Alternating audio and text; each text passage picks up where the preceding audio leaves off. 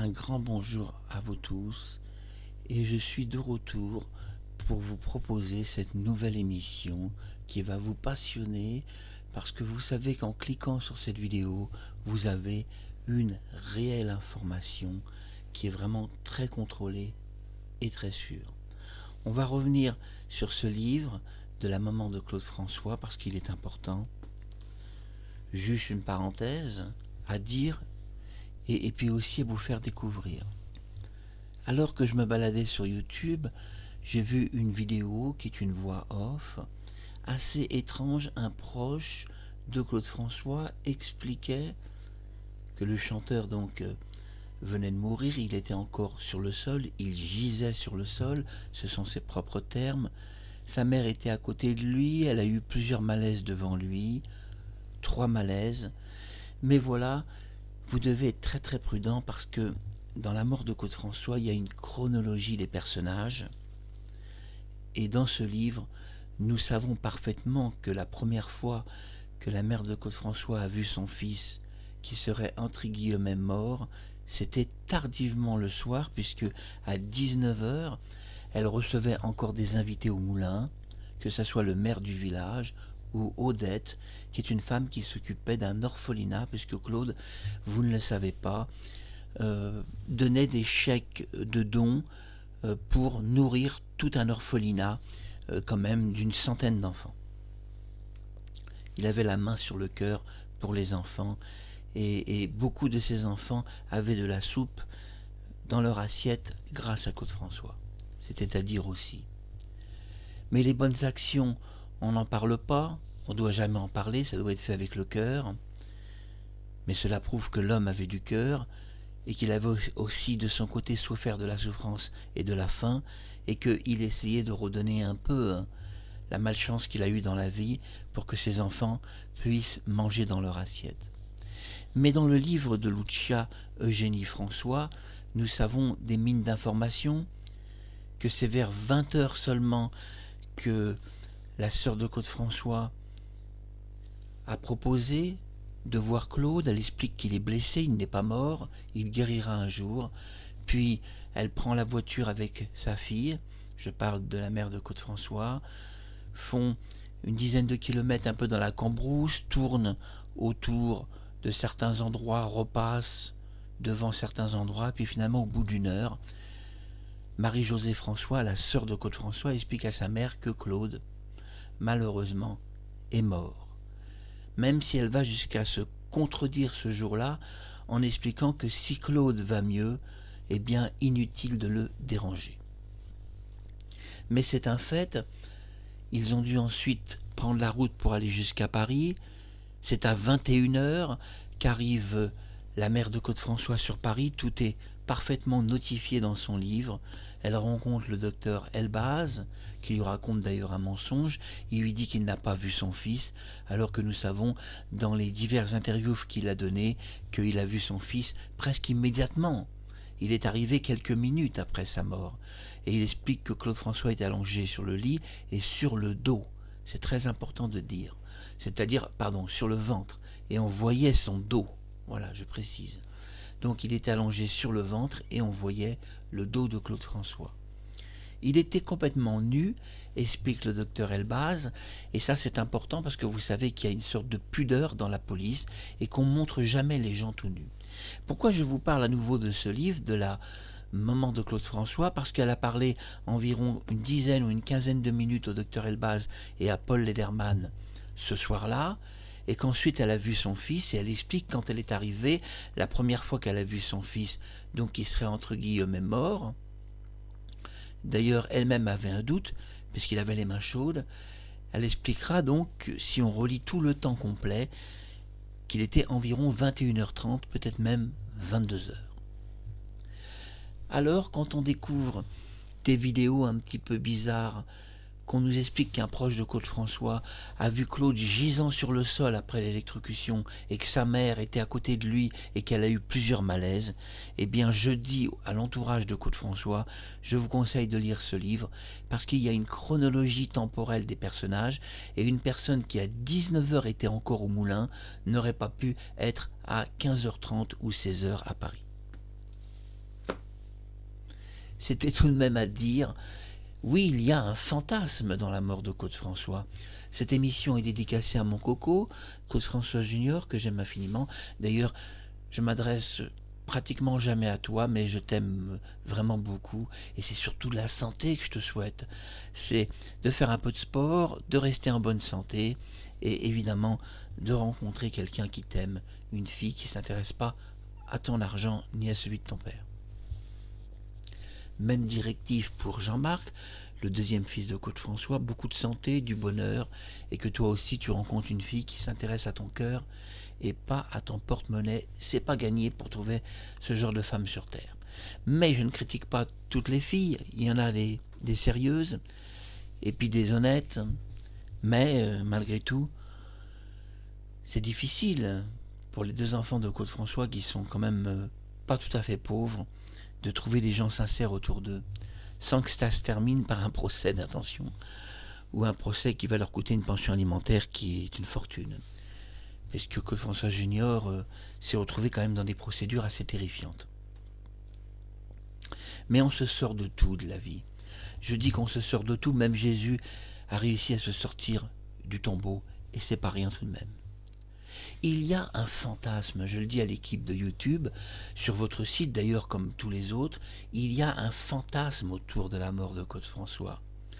Non, à 16 heures, très très peu de gens ont vu Claude François, et puis qui pourrait dire qu'ils l'ont vu allongé sur le sol? Non. Et puis devant sa mère, impossible. Il y a un temps chronologique à respecter. Sa mère arrive en soirée, elle ne pouvait pas se trouver à l'appartement à 16 heures ou même à 15 heures, c'est impossible. À moins que l'électrocution de Claude ait eu lieu directement dans le moulin et que son corps a été transporté du moulin jusqu'à son domicile. Dans ce cas-là, le témoignage serait vrai. Mais dans ce cas-là, ça serait très grave. Eh bien, Claude François se serait électrocuté dans la nuit du 11 mars, et pas du tout en après-midi. Il se serait électrocuté au moulin d'Annemois. En voulant remettre l'électricité, il a touché la haute tension, et donc il a eu des doigts carbonisés. Là, ça s'explique.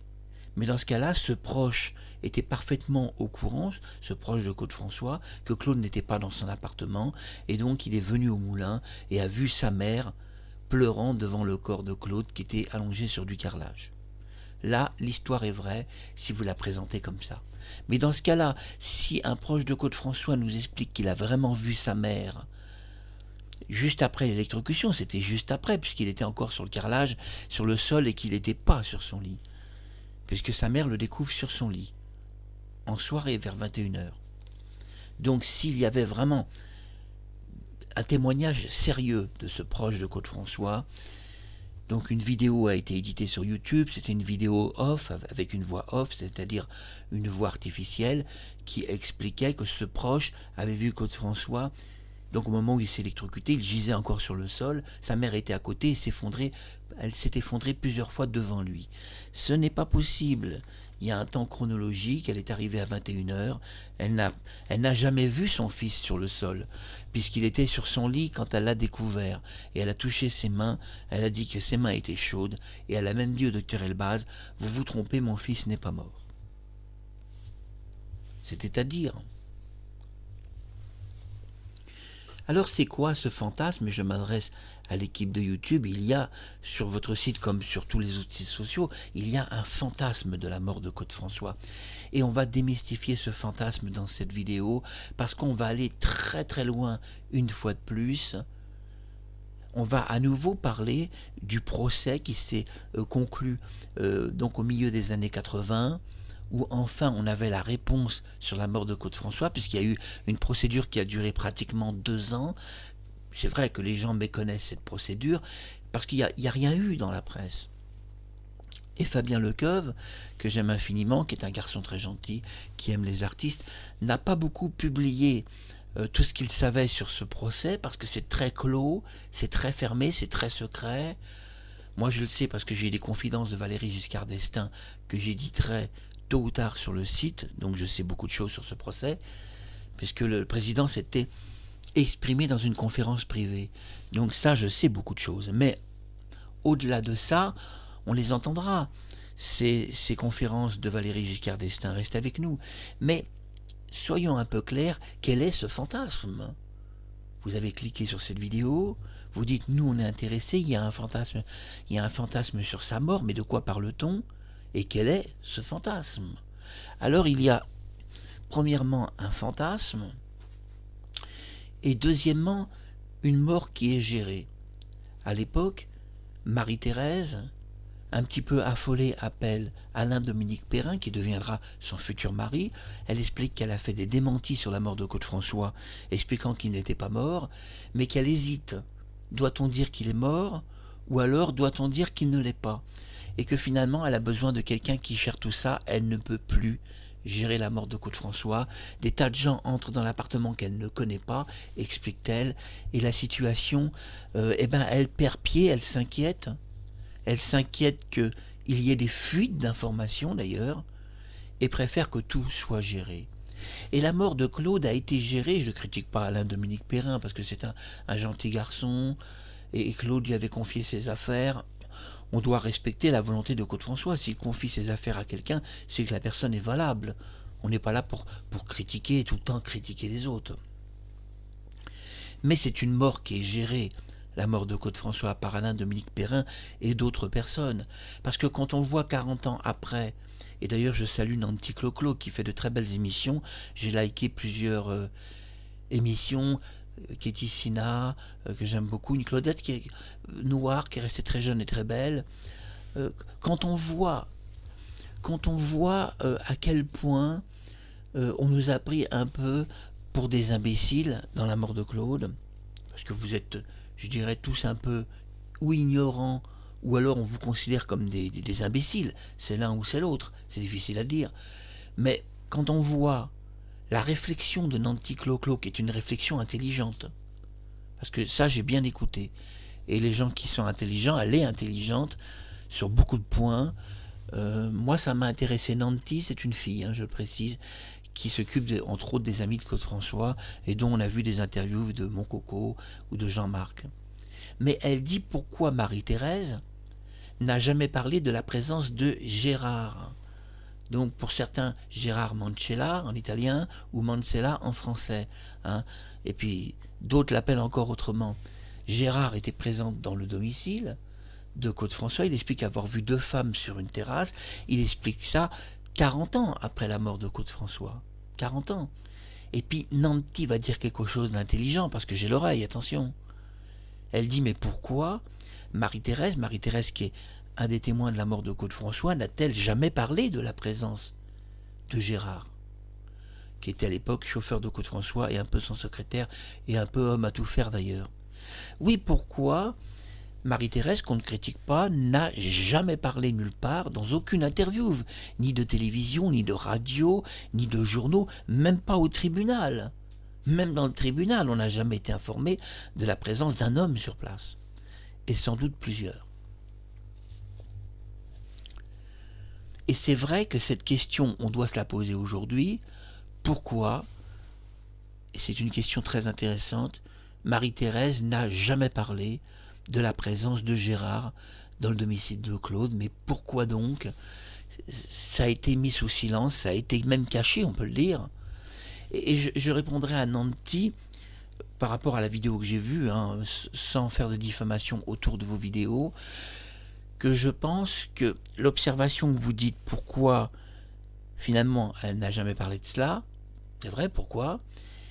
Je dirais que dans la mort de Claude-François, pour m'adresser à vous, je m'adresse comme ça aussi à la capitaine des Claudettes qui est derrière vous, je dirais que l'idéal était pour son entourage de garder un certain silence sur les vraies circonstances de la mort de Claude, et à partir du moment où son attaché de presse est capable de cacher, c'est-à-dire de cacher plus de 40 ans, une telle information, y compris à la police, y compris à tout le monde, ça a été caché à tout le monde. Et bien quand on est capable de ça, on est capable alors d'avoir entièrement tout caché sur la mort de Claude, et même jusqu'à nous raconter n'importe quoi. À partir du moment où des témoins disparaissent, sont camouflés, sont protégés, s'éclipsent mystérieusement de l'appartement, comme Geneviève Leroy, qui va aussi s'éclipser, alors qu'elle a vu Claude en vie, et on devra attendre, elle aussi, plus de 40 ans pour savoir la vérité qu'elle était également dans l'appartement avec Claude François. Mais alors pourquoi, Nanty le disait dans son émission, dans une de ses vidéos, où d'ailleurs elle me reprochait d'avoir fait une réflexion sur elle, sur sa vidéo. Selon elle, sa vidéo a été tournée à telle époque, mais je l'ai dit, j'ai fait ma réflexion par rapport à la date de publication YouTube, qui elle était faite après mes émissions. Vous voyez ce que je veux dire? Donc j'ai été honnête dans ma réflexion. Mais au-delà de cela, ce qui nous intéresse, nous, c'est l'interrogation de Nanty. Nanty qui est des amis de Claude François. Pourquoi Marie-Thérèse n'a jamais parlé de la présence de Gérard et puis d'autres personnes? Oui, pourquoi? Eh bien, la seule explication, c'est que si on peut cacher une telle information pendant 40 ans aux gens, alors je réponds à Nanty, on peut tout cacher sur la mort de Claude François.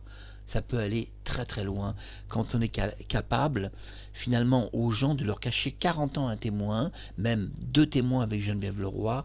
Mais je dis que quand on est capable de cela, que ce soit même pas cité dans un tribunal, eh bien on doit s'inquiéter, sans faire trop de répétition du mot eh bien, on doit vraiment s'inquiéter de se dire qu'ils ont quand même été capables de cacher 40 ans de personnes, si ce n'est pas beaucoup plus qui étaient présentes sur place, et que malgré tout, je pense que la police à l'époque aurait aimé savoir la vérité, et les tribunaux aussi, savoir combien de personnes étaient dans cet appartement.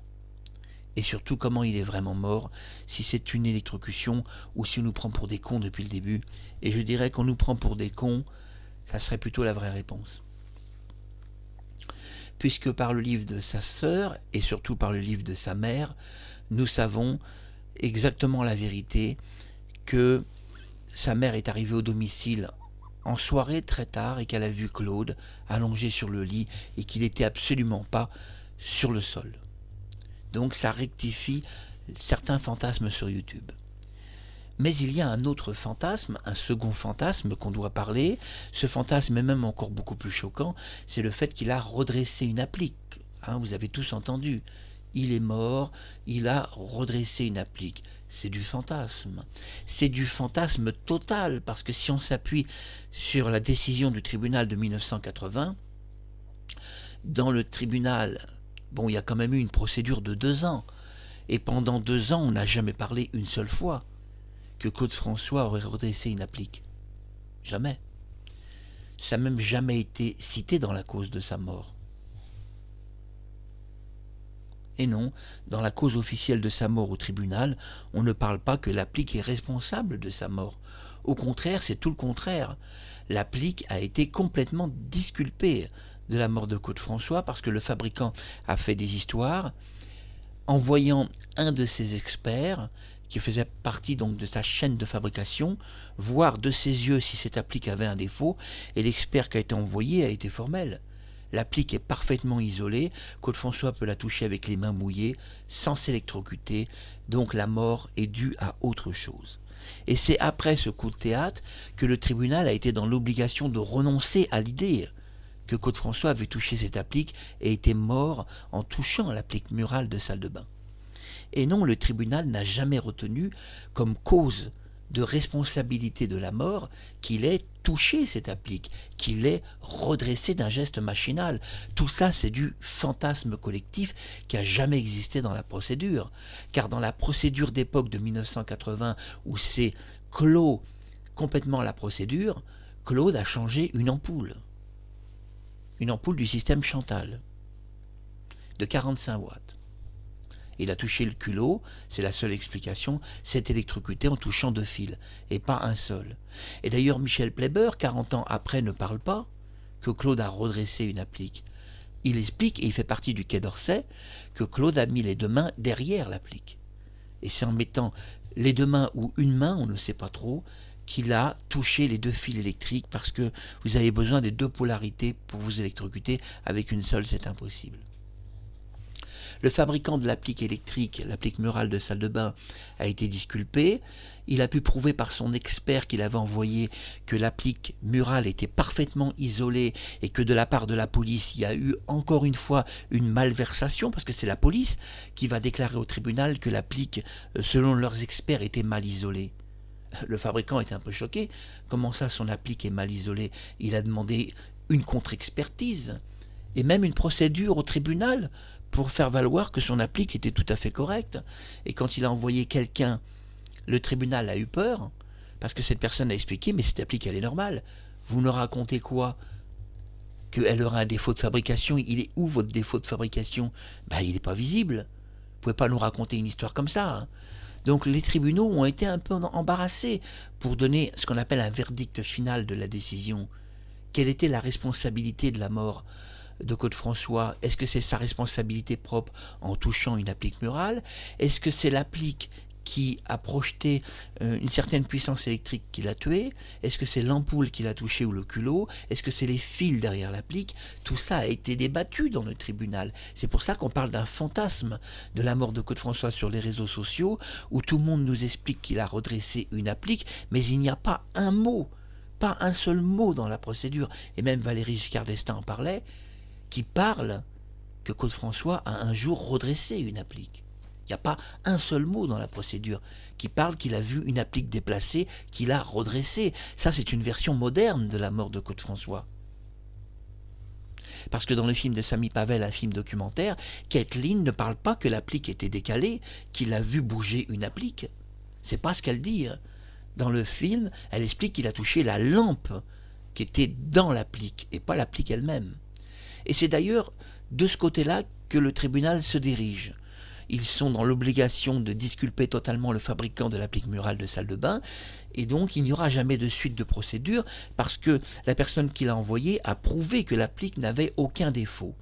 Et on est face à un problème dans la mort de Claude-François, c'est que 1. La police a prétendu qu'il y avait un défaut dans l'applique, et c'était faux. 2. Ils ont demandé à l'électricien d'effectuer un faux témoignage qu'il avait vu de l'eau dans la baignoire et sur le carrelage de salle de bain, et c'est faux aussi. Il explique que tout était intégralement sec. Et qu'il est arrivé, mais à quelques minutes de la mort de Claude-François, appelé par la police, et que tout était nickel et sec. Et qu'on lui a demandé de dire qu'il avait vu ça, ça, ça et ça, et que c'est faux. Et il n'a pas non plus installé cette applique, et quelques jours avant, cette applique n'existait même pas dans la salle de bain. Et d'ailleurs, Jacques Harvey a dit la même chose dans son livre. Il explique dans son livre, Jacques Harvey, qu'il a été, c'est vrai, hein, on peut le dire, choqué, d'apprendre que Claude serait mort sur une applique au-dessus de son bain. Quelle rigolade, l'histoire qu'on nous raconte, quand Jacques Harvey nous explique qu'il est formel, 3 jours avant la mort de Claude, il n'y avait pas d'applique au-dessus de son bain. Mais la sœur de Claude-François elle-même, le jour de sa mort, se confie auprès d'un journal, ou c'est un journaliste qui a récupéré l'information, peut-être par Eric, qui était son mari, ou quelqu'un de l'entourage. Et le journaliste qui publie un article explique, la sœur de Claude-François a appris le jour même qu'il y avait une applique au-dessus de son bain. Et que dire alors de Evelyne Bugui, qui a expliqué que pendant des années, elle a été harcelée par tout le show business, qui ont dit c'est quoi cette histoire d'applique au-dessus du bain? Nous on a été chez Claude, on n'a jamais vu d'applique au-dessus de son bain. Je parle d'applique murale de salle de bain. Une applique murale est en cuivre et dedans il y a une ampoule. Vous comprenez ce que je veux dire? Ça fait quand même beaucoup de gens qui n'ont jamais vu cette applique au-dessus du bain. Et quand on nous raconte que Claude est mort comme ça, c'est un fantasme collectif. C'est un fantasme parce que dans la véritable procédure de 1980, je le dis auprès de l'équipe YouTube parce que je vous remercie de votre aide, on a été très populaire grâce à vous et aux Claudettes et à Sophie Marceau et à tant de gens. Mais regardons en face la vérité. Que dit la procédure? La procédure ne parle pas que Claude a vu une applique, qu'elle a bougé ou même qu'il l'a redressée dans un geste machinal.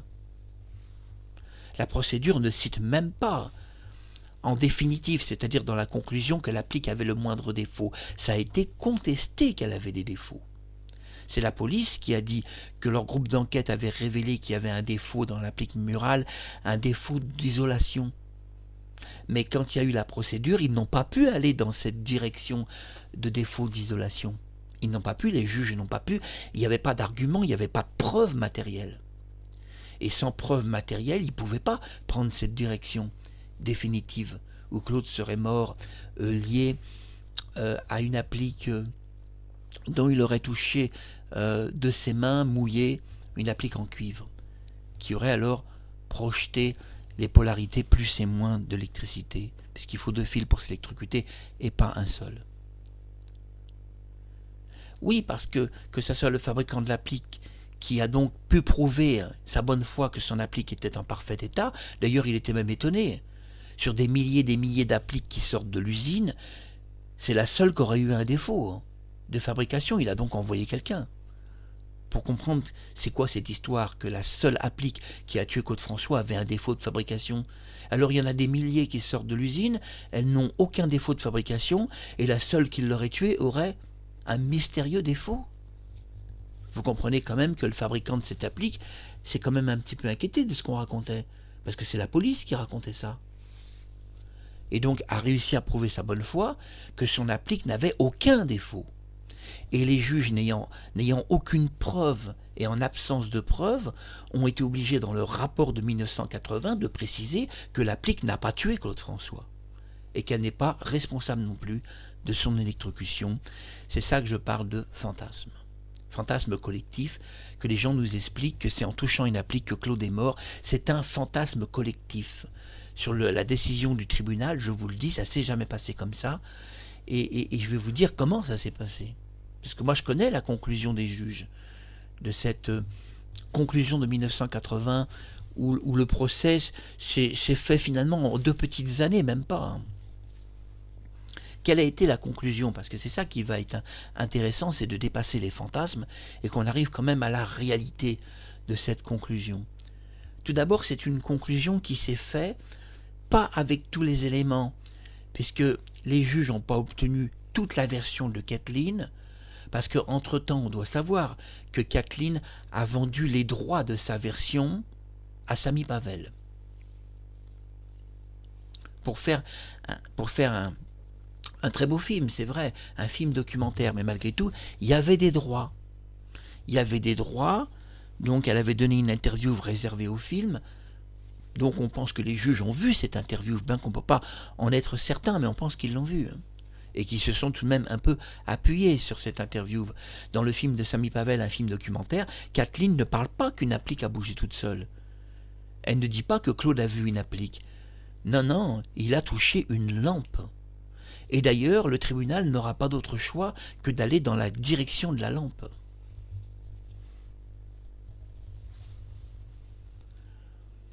En 1980, une décision est rendue. Les juges sont d'accord, l'enquête a été longue, elle a duré près de 2 ans, mais on a pu, d'une façon formelle, établir que l'électrocution de Claude François, si elle a eu lieu, et si ce n'est pas un montage de son entourage ou de lui-même, pourquoi pas, n'était pas due à l'applique en cuivre elle-même. Non, ce n'était pas dû, mais par précaution, même si l'applique a été disculpée complètement de sa mort, les juges ont proposé, par précaution, que cette applique soit rangée dans un carton et qu'elle ne soit jamais remontée sur aucun mur. Là encore, on est quand même étonné que la police va désobéir à un ordre des tribunaux et remonter cette applique sur un mur, le mur de l'hôtel particulier de Claude François, à la demande d'une mystérieuse lettre envoyée par sa famille, sa sœur, pourquoi pas Eric ou quelqu'un d'autre, une mystérieuse lettre. Dans cette lettre, il est expliqué, c'est assez mystérieux, qu'ils désirent récupérer l'applique parce que c'est leur propriété. Bon, c'est pas dit que c'est leur propriété, c'est pas dit. Je veux dire qu'on devrait voir ça sur les documents d'héritage, puisque je rappelle quand même que sa sœur était déshéritée et que cette applique ne lui appartenait pas. Et non, elle n'avait pas de droit de revendication de cette applique, elle n'était pas dans le testament. Alors quand ils envoient une lettre expliquant que c'est leur propriété, mais je le dis à Marie-Josée, au nom de quoi vous avez récupéré cette applique, c'est pas votre propriété, c'était pas vous les héritiers directs. Puisque Claude avait changé son testament en 1976 suite à une dispute avec toi et ta maman. La sienne aussi d'ailleurs. Et non, comment des gens qui ne sont pas les héritiers finalement, et qui n'étaient pas dans le testament, ont-ils écrit une lettre pour demander à la police de leur redonner un bien qui leur appartient. Mais sur le testament, nous pouvons prouver que ce bien ne leur appartenait pas. Mais la police s'exécute sans vérifier la nature testamentaire de leur soi-disant lettre un peu étrange. Qui, en pareille circonstance, récupérerait une applique qui a tué quelqu'un, si toutefois elle est responsable de sa mort? Le tribunal, ça, a disculpé le fabricant et son applique.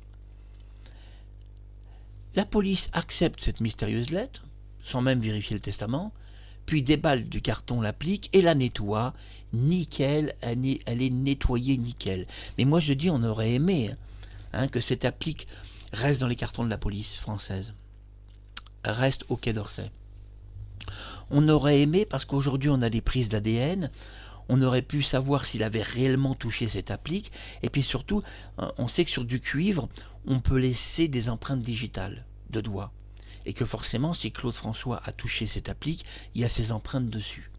Encore qu'une personne mal attentionnée peut avoir volontairement déposé ses empreintes alors qu'il était dans le coma, pour faire croire justement qu'il l'avait touché. Ça, c'est pas impossible. Mais en tous les cas, on va penser qu'ils n'étaient pas des génies. Ceux qui ont mis en scène la mort de Claude François, c'était pas non plus des génies. Quand on voit tout ce qu'ils racontent, les proches de Claude François, comme c'est du grand n'importe quoi. Que, à peine Claude venait de s'électrocuter, il s'est effondré, on apprend ça, je vous fais un peu d'humour, mais c'est la vérité, c'est ce qu'on apprend. Qu'il gisait encore au sol, tremblotant. Quand sa mère était là, à pleurer, s'effondrer plusieurs fois devant un témoin qui lui aussi s'est caché pendant 40 ans et révèle que maintenant il était lui aussi dans l'appartement.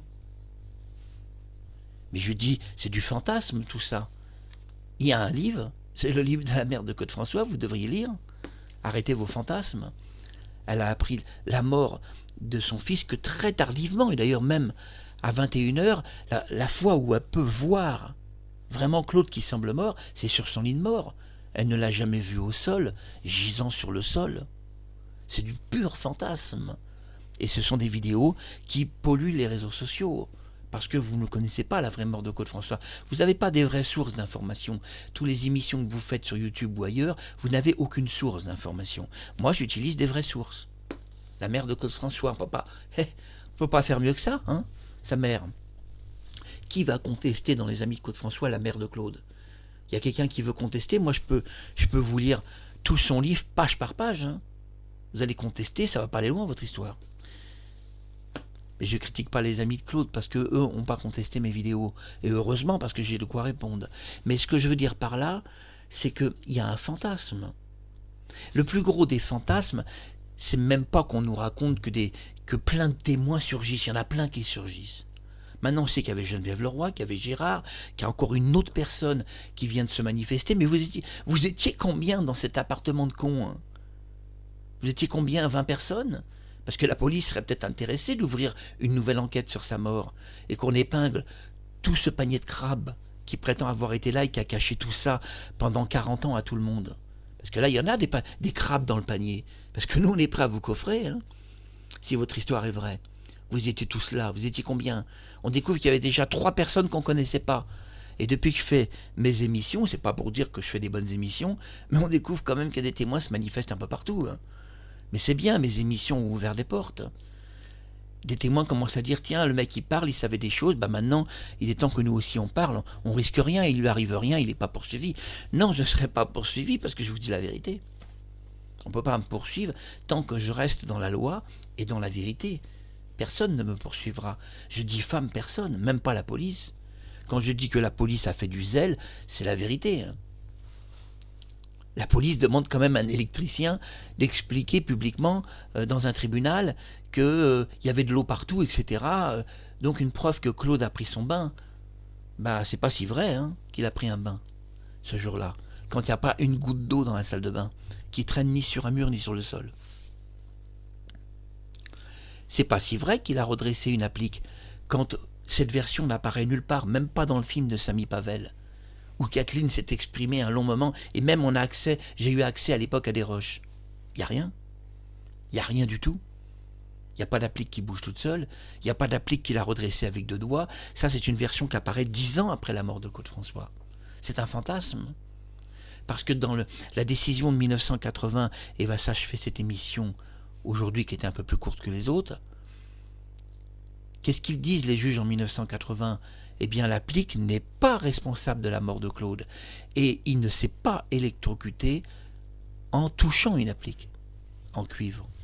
Non, l'électrocution n'a rien à voir. Alors maintenant, parlons de la conclusion du tribunal et expliquons à tout le monde la cause qui a été, si vous voulez, mis en lumière dans la mort de Claude. Il y a une cause principale. Premièrement, le tribunal a rejeté le fait que l'applique aurait été touchée par Claude François et qu'elle aurait été responsable de son électrocution ou même peut-être de sa mort.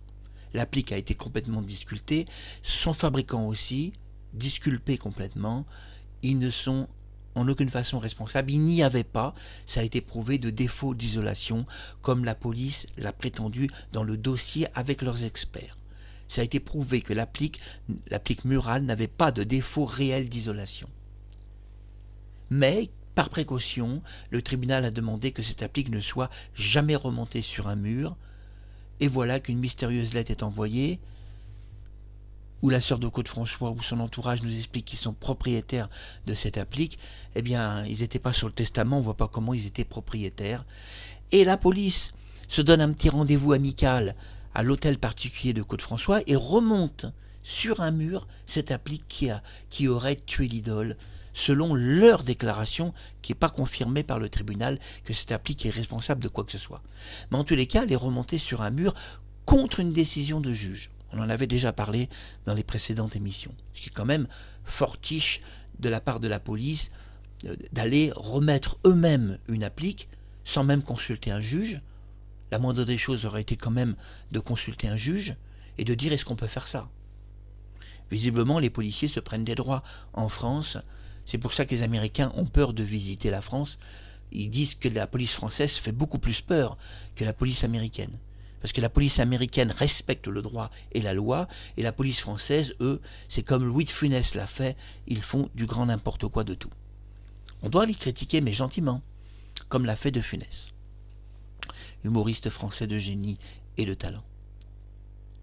Mais dans cette conclusion, alors si c'est un immense fantasme de croire que Claude a touché une applique et qu'il en serait finalement mort, suite à une embolie pulmonaire, qui d'ailleurs pouvait être soignée sur place, 40 ans après, aussi, des gens ont fait des remarques dans les hôpitaux de Paris qu'on s'étonne qu'on n'ait pas pu le sauver, c'était pas si grave.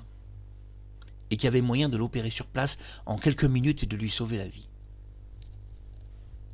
Oui, il y a même eu un article qui a été publié à l'époque, on pouvait le sauver, il suffisait d'aérer les poumons, de l'opérer sur place, c'est tout, on pouvait le faire. Un pompier, même sans une très grande expérience, pouvait le faire. Il pouvait le sauver, il n'y avait aucun problème. Alors, des gens dans les hôpitaux de Paris se poseront des questions 40 ans après. Pourquoi, puisqu'on pouvait le sauver, personne ne l'a sauvé? Ils se sont même étonnés que personne n'ait essayé de l'opérer sur place. Mais dans la conclusion du rapport du tribunal de 1980, et oublions tous les fantasmes autour de sa mort, qui sont nombreux d'ailleurs sur tous les sites sociaux, que nous dit en profondeur la justice française qui a examiné ce dossier sous tous les angles. 1. Que l'applique n'a pas tué Claude François. 2. Qu'il ne l'a pas touché ni redressé. Et non, puisque il n'y a jamais eu, au cœur du débat, la moindre applique touchée par l'artiste. 3. Que la cause réelle de sa mort, la responsabilité de sa mort, n'est pas liée à une applique, ni au fil électrique qui était dans le mur, ni à un problème d'ampérage. Non, l'ampérage, la police va dire que l'ampérage était élevé, l'électricien explique qu'avec une ampoule de 45 watts. Arrêtons le délire. Il ne voit pas comment, avec une ampoule de 45 watts, il aurait mis un fort ampérage. Ça n'a aucun sens, ce que raconte la police dans le tribunal. Ou selon eux, leurs experts avaient noté un fort ampérage. Aucun sens. L'électricien ne partageait pas leur avis. Il a lui-même fait l'ampérage, il a lui-même fait les réparations pendant de nombreuses années, en réalité, mais il dira des mois. Il n'a jamais placé d'applique au-dessus du bain, il n'en a même jamais vu. Il a visité cet appartement plusieurs fois, il n'avait jamais vu l'existence d'une applique au-dessus du bain. Il a appris le jour même de la mort de Claude, un peu étonné. Ah, il y avait une applique, je ne le savais pas. Mais alors oublions les fantasmes et parlons de la décision finale, puisque s'achève cette émission pour aujourd'hui. Dans la décision finale, les juges se sont mis d'accord. Je parle de la justice française. Ils ont rendu en 1980 une décision très claire. La cause réelle de la mort de Claude François est une simple ampoule de 45 watts. C'est elle qui est la cause, ou Claude a touché le culot avec ses deux doigts, ce qui est possible, pour changer une ampoule. Qu'est-ce qu'on sait exactement? Il s'est plaint qu'il n'y avait pas assez de lumière dans sa salle de bain, il voulait plus de lumière, il aurait donc changé une ampoule, c'est tout à fait possible.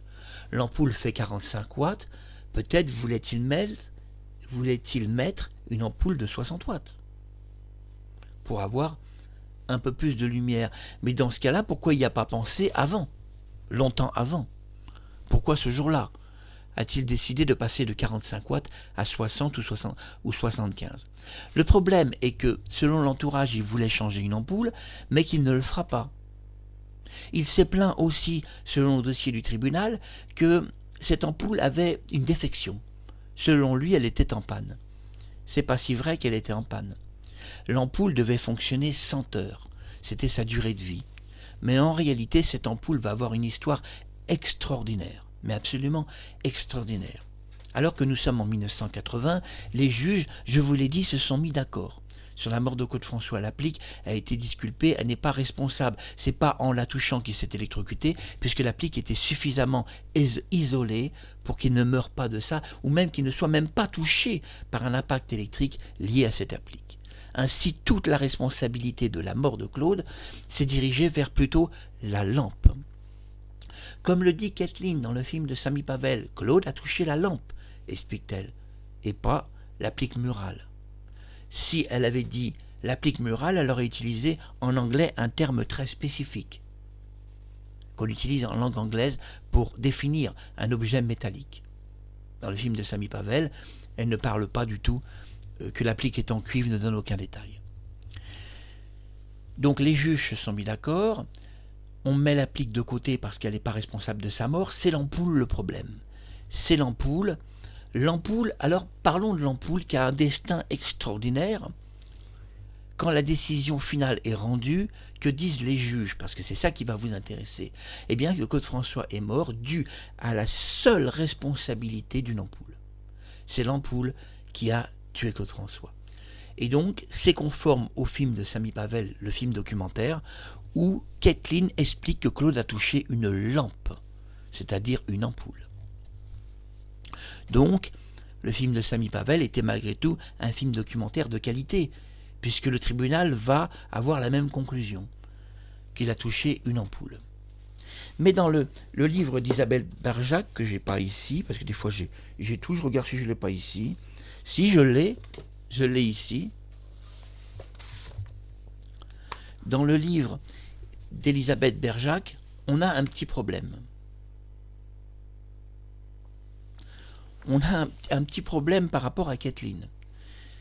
La version de la mort de Claude François est encore une autre version. Dans cette version, Kathleen donc se trouvait avec Marie-Thérèse sur la terrasse. Donc on doit le savoir. Alors je vous parle de la version complète, et aussi d'autres documents que je sais d'Elisabeth Berjac, sinon vous n'allez pas comprendre.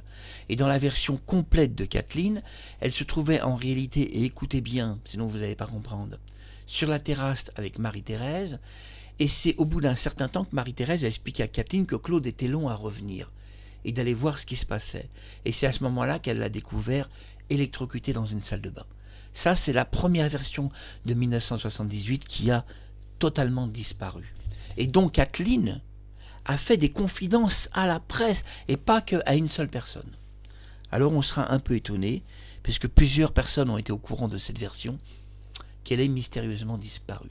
Mais ça, on s'en fout, c'est qu'une version, et donc je n'ai pas appuyé cette émission sur une version stupide qui a disparu et qui intéressera personne. Simplement au niveau de la connaissance, c'est important de connaître cette version. Ce qui nous intéresse, nous, c'est la conclusion du tribunal. Revenons à la conclusion. Non, les juges se sont mis d'accord, ils sont d'accord, tous, ils ont discuté ensemble, ils ont bien vu le rapport du Quai d'Orsay, bien vu le rapport de police lié au Quai d'Orsay, c'est ce que je veux dire. Nous savons que Michel Pleiber était là, membre du Quai d'Orsay, qui était spécialiste du crime et qui enquêtait sur Messrine, l'affaire Messrine, qui lui pense que Claude a mis les mains derrière l'applique parce qu'il sait qu'on ne peut pas dire autrement les choses, puisque les juges ont donné une décision que Claude n'est pas mort en touchant l'applique.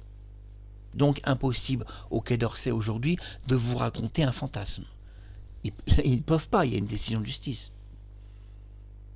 Le public peut vous raconter un fantasme, pas le Quai d'Orsay.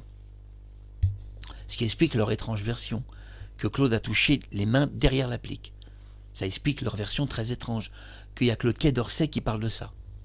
Mais au moins, ce n'est pas une version fantasmique. Hein, vous avez compris, un nouveau mot fantasmique que j'invente pour vous faire rire. Ah bah je viens d'inventer un mot comme ça qui m'a échappé. Fantasmagorie, fantasmique. Non, la décision de justice est là.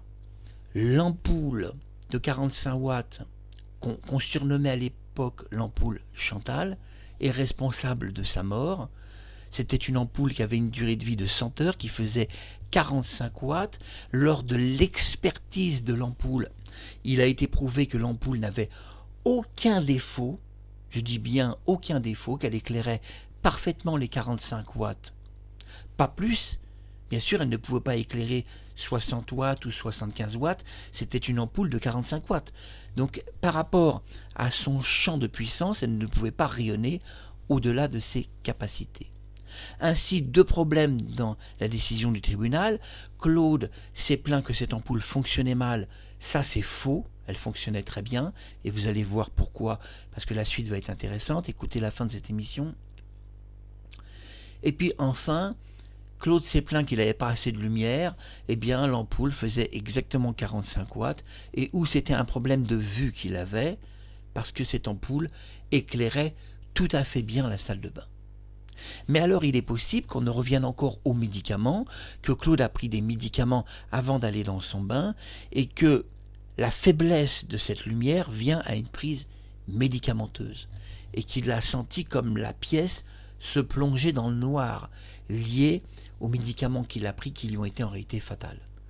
Donc il aurait pris simplement des médicaments et a commencé à avoir une crise, et cette crise a assombri toute la salle de bain, ce qui explique qu'il s'est plaint qu'il n'y avait pas de lumière dans la salle de bain, que l'ampoule était en panne. À ce moment-là, il était simplement pris d'une crise liée à une absorption médicamenteuse, puisqu'avant d'aller sur scène ou en télé, il prenait toujours 3 médicaments mystérieux pendant des années, et ça peut être la cause réelle de sa mort. Mais en tous les cas, il se plaint mystérieusement qu'il fait sombre dans sa salle de bain. Et ça, c'est très étrange parce que vraiment l'enquête a déterminé au tribunal que l'ampoule fonctionnait très très bien. On va même avoir un problème avec cette ampoule, elle va avoir un destin extraordinaire. Alors que c'est une ampoule qui a tué Claude François officiellement et est tenue comme responsable légitime, c'est-à-dire que la seule chose qui l'aurait tué, c'est une ampoule électrique. Le surnom Chantal, on parlait d'une D15 à l'époque, et elle va être, D15, des rumeurs diront une D30, et elle va être cette ampoule au cœur d'un objet presque de diffamation sur les ampoules électriques. Comment une ampoule de 45 watts a supprimé un artiste comme Claude avec un cœur aussi résistant en 5 secondes, 1, 2, 3, 4, 5, des doigts carbonisés. En 5 secondes. On est étonné qu'une ampoule de 45 watts, on vous dira, mais il a touché derrière, il a touché le culot, il n'a pas touché l'ampoule. Le tribunal en 1980 donne sa décision définitive. L'applique n'est pas responsable de sa mort en quoi que ce soit, donc le fabricant a été soulagé, disculpé, il n'y a pas de suite, il n'y a pas de procédure, tout s'arrête là, tout est fini. La police a donc été un peu désavouée dans sa version qu'il y avait un défaut d'isolation qui n'est pas vraiment retenu. Au premier degré, c'est pas retenu, pour vous faire rire. Le premier degré qui est un niveau qui est bien connu dans la magistrature, mais c'est pour vous faire rire. Un peu d'humour fera du bien aux avocats qui regardent cette émission. Et le tribunal s'est mis d'accord sur le fait que c'est l'ampoule qui a tué Claude François. D'ailleurs, Kathleen en fait donc la confidence dans Samy Pavel. Il a touché une lampe, il a touché une ampoule, il a touché une lampe, il n'a pas touché une applique. C'est 10 ans après sa mort que le fantasme commence qu'il a redressé une applique et que même Kathleen commence à changer entièrement sa version et nous raconte quand la procédure était un peu oubliée. Ils ont attendu 10 ans qu'on oublie un peu cette procédure pour nous sortir une nouvelle version, qu'il a redressé avec 2 doigts une applique, mais je vous dis, c'est du fantasme.